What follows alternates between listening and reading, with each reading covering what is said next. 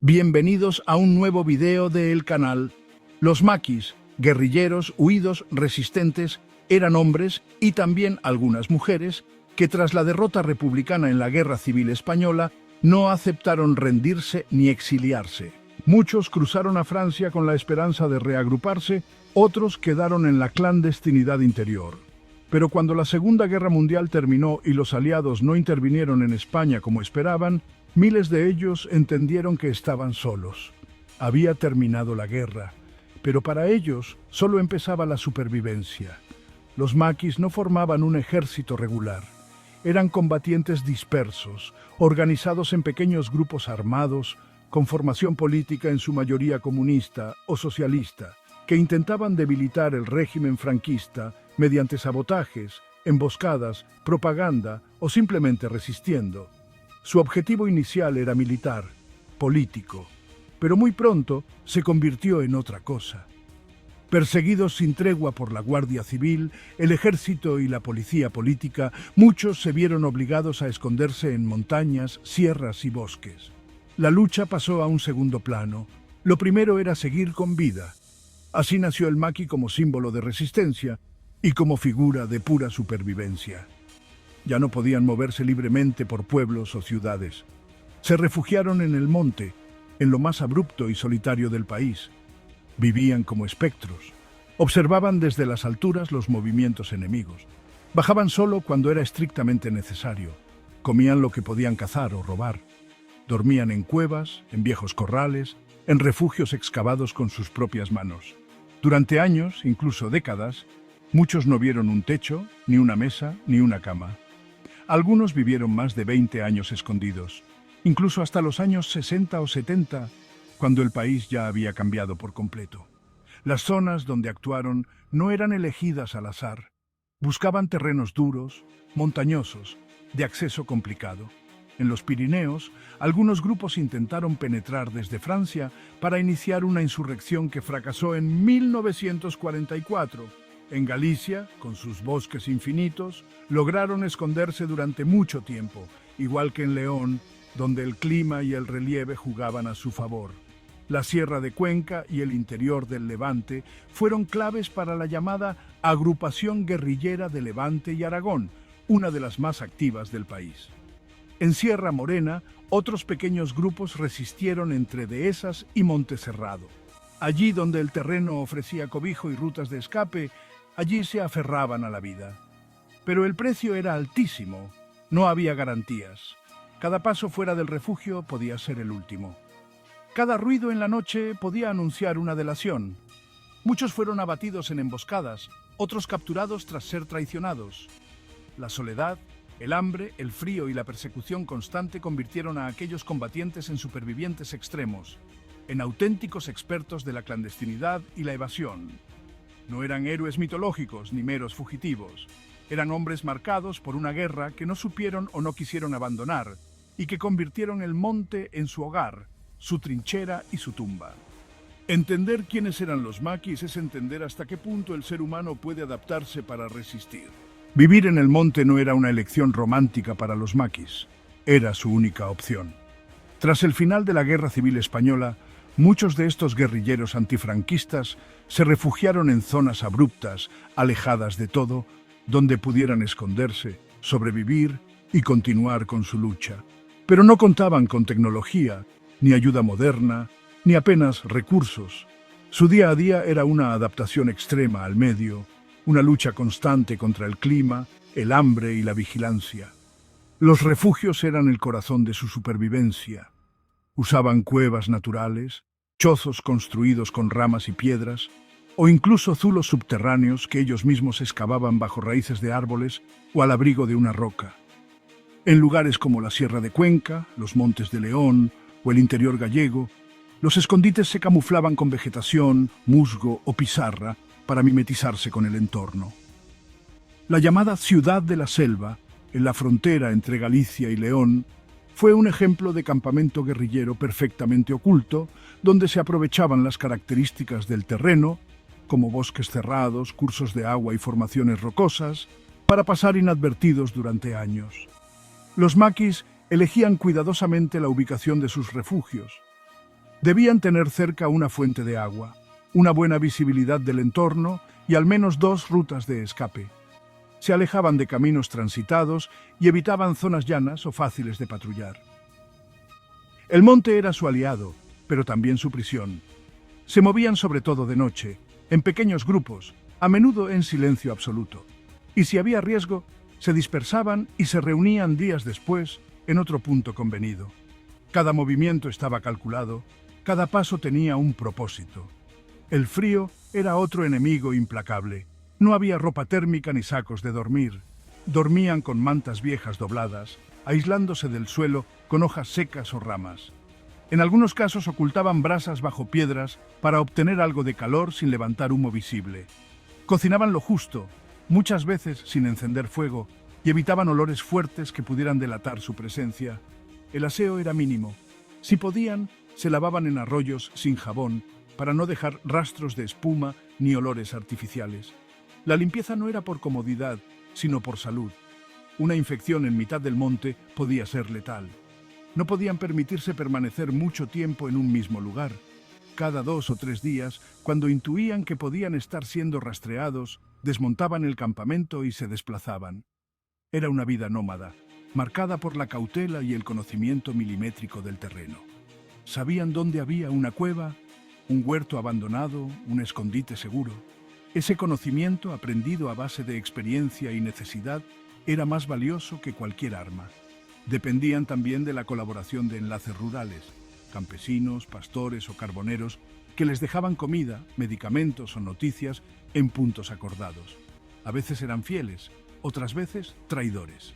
Por eso los maquis no confiaban completamente en nadie, siempre preparados para desaparecer, para cambiar de zona, para volver a empezar.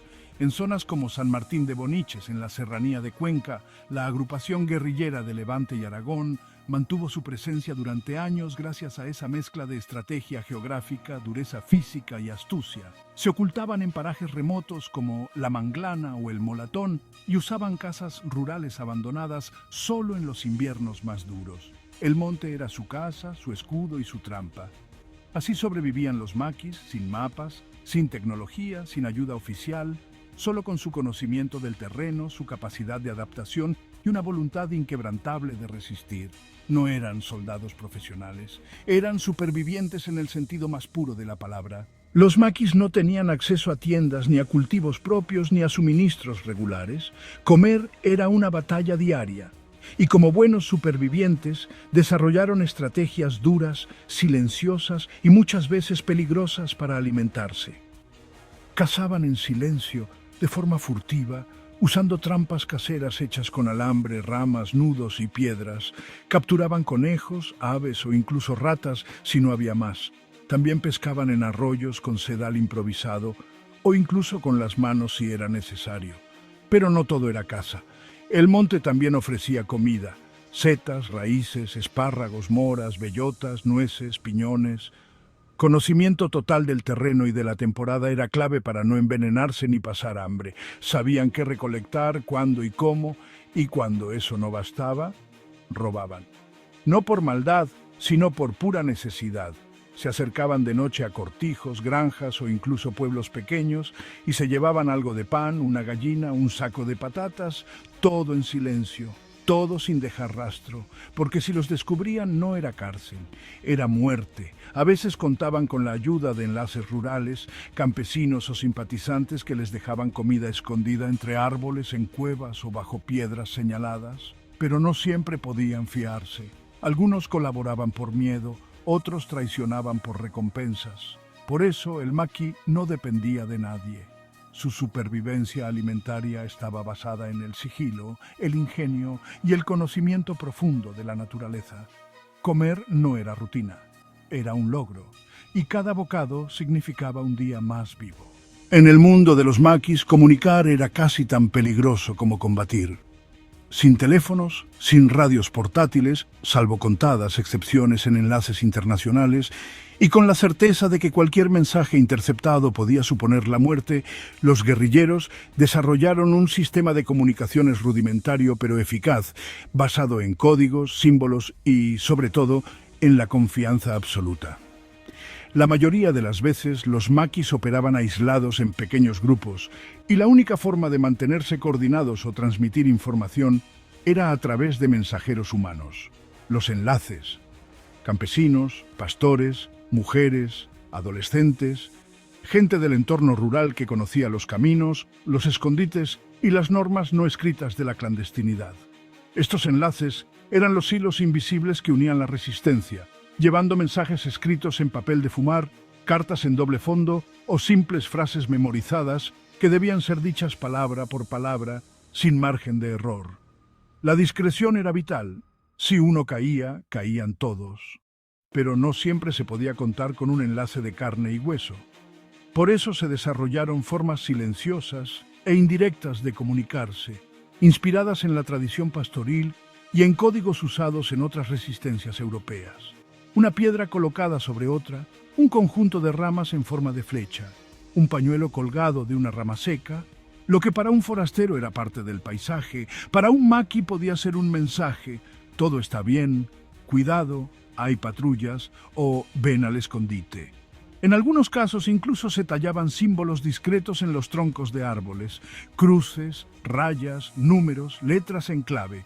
Cada grupo tenía su propio sistema. En zonas más activas, los escondites tenían buzones muertos, lugares previamente acordados donde dejar y recoger mensajes sin que hubiera contacto directo. Una grieta en una roca, un agujero bajo una piedra con señal marcada, una lata enterrada junto a un pino torcido. Y siempre con el mismo principio: no dejar nada al azar. Cualquier objeto, cualquier marca, debía parecer natural a los ojos de un extraño. A veces, en momentos críticos, se usaban incluso sonidos codificados: 3 toques secos en una rama hueca, un silbido breve al atardecer, el ladrido de un perro imitado desde la distancia. No era frecuente, pero en manos expertas podía servir para indicar posición o dar una señal de encuentro. En todo este sistema, el factor humano era el más débil y el más importante. Porque si algo distinguía las comunicaciones de los maquis, no era la tecnología, sino la confianza extrema. La red de enlaces no estaba escrita en ningún papel. Se construía a base de años de conocimiento mutuo, afinidades políticas y fidelidad probada. Cualquier infiltrado, cualquier traición, podía desmantelar una agrupación completa. Y eso ocurrió muchas veces. Por eso, solo los más cercanos sabían los códigos. Solo algunos conocían las señales. La paranoia era parte de la supervivencia. Así, en plena posguerra, sin satélites ni redes sociales, los maquis tejieron una red de comunicación silenciosa, paciente y letalmente eficaz. En medio del monte, entre riscos, pinares y barrancos, las piedras hablaban y los árboles avisaban. Porque en ese mundo sin palabras seguras, cada señal podía marcar la diferencia entre seguir vivo o ser capturado.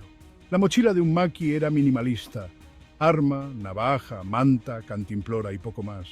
Cada objeto debía ser vital y tener múltiples usos. Fabricaban herramientas y reparaban ropa con lo que encontraban: huesos, cortezas, tendones. Sabían hacer fuego sin cerillas y curarse con plantas medicinales. El calzado se remendaba una y otra vez, nada se desperdiciaba. No era una filosofía, era una imposición. Moverse rápido y ligero era cuestión de vida o muerte. El conocimiento y el ingenio valían más que cualquier objeto. Sobrevivir con lo mínimo era su mayor lección de resiliencia. Moverse sin ser visto. Vivir sin dejar rastro. Ese era el día a día de un maqui en las montañas de España. Sabían que un solo error, una huella en el barro, una brasa mal apagada, un movimiento a destiempo, podía marcar su final. Su sigilo era absoluto. Caminaban por sendas ocultas, bordeando los caminos reales, evitando dejar pisadas en zonas húmedas o blandas. A veces incluso caminaban hacia atrás, desorientando a los rastreadores. Cubrían sus huellas con ramas, piedras o simplemente las confundían con las de animales. Sus refugios estaban ocultos al ojo humano: cuevas naturales, zulos bajo tierra, chozas de ramas que parecían parte del bosque, aislados, camuflados, invisibles desde el aire o desde lejos. Usaban el entorno como aliado: vegetación densa, zonas altas para vigilar, barrancos con salida rápida si algo iba mal. El fuego era un lujo y un riesgo. Lo encendían solo cuando era estrictamente necesario. Elegían lugares cerrados, bien cubiertos por rocas, y solo usaban madera seca para evitar el humo. Muchas veces cocinaban al amanecer o al anochecer, cuando el humo era menos visible y se confundía con la neblina. En cuanto a la defensa personal, llevaban lo que podían conseguir: fusiles robados del ejército, pistolas de la guerra civil, a veces armas caseras. La munición era escasa, así que disparar era el último recurso. Preferían evitar el combate. Pero si no había salida, emboscaban. Un disparo certero, rápido, y desaparecer otra vez entre los árboles. También usaban armas improvisadas: cuchillos de cocina convertidos en dagas, palos afilados, hachas pequeñas. Su fuerza estaba en el terreno, en conocer cada grieta, cada salida, cada sombra. No eran soldados con uniforme, eran sombras que se deslizaban por el monte. Cazados día y noche, aprendieron que sobrevivir no era enfrentarse, era no ser vistos. Uno de los errores más comunes y fatales era ser predecibles. Volver siempre al mismo refugio, usar la misma senda, cruzar por el mismo arroyo. Bastaba con que alguien lo notara una vez. Los seguían, los esperaban y no volvían a salir del monte. Otro fallo mortal: dejar rastro. Las brasas mal apagadas, las cenizas aún tibias, una huella fresca en el barro. A veces, simplemente dejar ropa tendida al sol en una ladera era suficiente para que un avión de reconocimiento o un guarda civil localizara el escondite. El monte hablaba para quien sabía escucharlo, y la Guardia Civil aprendió rápido. Pero el peor error era humano: la traición, confiar en quien no debían. Hubo enlaces fieles, héroes anónimos que arriesgaron todo. Pero también hubo traidores, vecinos que vendieron una información por miedo, por dinero o por venganza. Deja tu like si este video te gustó y no olvides suscribirte al canal. Un saludo y hasta la próxima.